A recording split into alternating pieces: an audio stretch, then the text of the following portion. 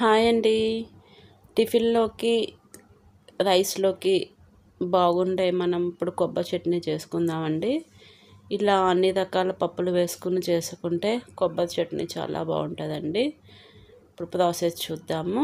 ఒక కడాయి తీసుకుని అందులో 2 టేబుల్ స్పూన్ల ఆయిల్ పోసుకొని, ఆయిల్ బాగా మరిగిన తర్వాత ముందుగా కచ్చా పచ్చా దంచుకున్న వెల్లుల్లి వేసుకోవాలి. వెల్లుల్లి కొంచెం వేగిన తర్వాత ముందుగా ధనియాలు, జీలకర్ర వేసుకొని మనం ఇట్లా ఫ్రై చేసుకోవాలి.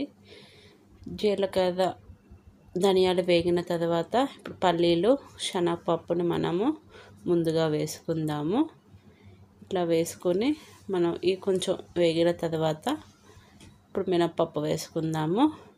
ఈ మినపప్పు కూడా కొంచెం వేగిన తర్వాత ఈ పప్పులన్నీ చిటపట అంటాయి కదా, ఆ చిటపట అన్న తర్వాత మనం దీనిలో ఎండుమిర్చి వేసుకుందాము. చట్నీ ఎండుమిర్చితో చేసుకోవచ్చు, పచ్చిమిర్చితో చేసుకోవచ్చు మన ఇష్టము. అండ్ నేను 2 రకాలు వేసాను, ఎండుమిర్చి అండ్ పచ్చిమిర్చి 2 వేసాను. ఇవి బాగా ఇలా వేపుకోవాలి. ఇలా వేపుకున్న తర్వాత ఒక జార్లోకి తీసుకుందాము. జార్లోకి తీసుకున్న తర్వాత మనం ఇలా ముక్కలుగా కోసుకున్న కొబ్బరి ముక్కలను వేసుకుందాము. నేను కొంచెం కొత్తిమీర కూడా యాడ్ చేశాను, ఇష్టం లేని వాళ్ళు తీసేయండి.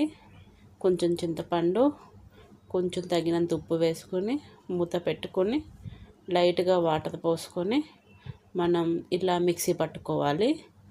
మిక్సీ పట్టుకున్న తర్వాత ఇప్పుడు మనం అదే కడాయిలో కొంచెం ఆయిల్ మరిగిన తర్వాత ఆవాలు, జీలకర్ర చిటపటమనాలి.